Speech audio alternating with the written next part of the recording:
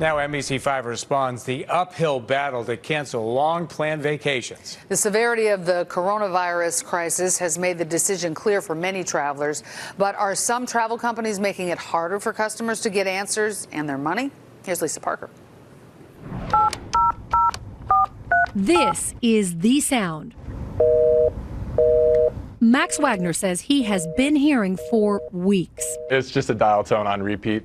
And usually if you hear a dial tone, eventually they'll put you on a waiting list. Nothing, the phone got disconnected. The Chicago man says he's been unable to reach Korean Air to cancel a trip he booked last October, scheduled to take off. And I'm supposed to fly out tomorrow. It felt like they were completely indifferent and they didn't want to take care of the situation. A journey to Bangkok and Vietnam with 4 college buddies that included a layover in a coronavirus hotspot, Seoul, South Korea. Which was probably the second most dangerous place to go, really scared us. And even if the flight were to take off, we had our reservations about going.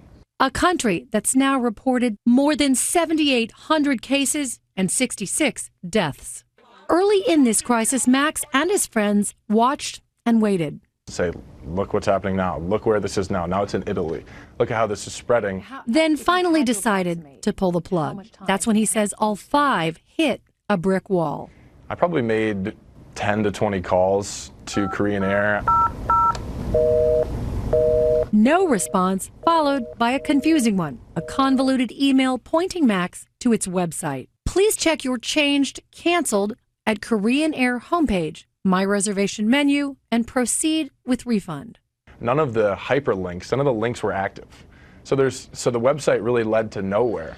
Nowhere and no time to spare, with just hours before takeoff. At the point I reached out to NBC5 Responds, we really had tried everything. We were in a tough spot, and we just wanted a response. We asked Korean Air what it was doing to accommodate customers like Max, who for weeks tried in vain to communicate with it.